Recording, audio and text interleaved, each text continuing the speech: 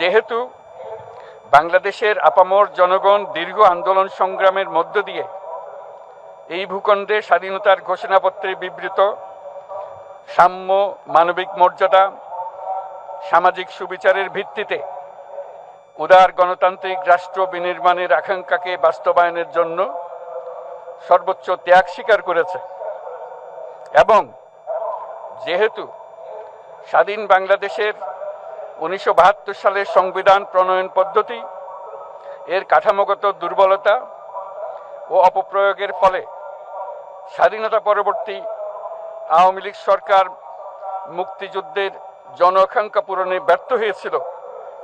এবং গণতন্ত্র ও রাষ্ট্রীয় প্রতিষ্ঠানগুলোর কার্যকারিতা ক্ষুণ্ণ করেছিল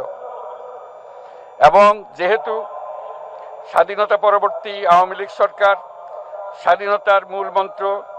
গণতান্ত্রিক শাসন ব্যবস্থার বিপরীতে বাকশাল নামে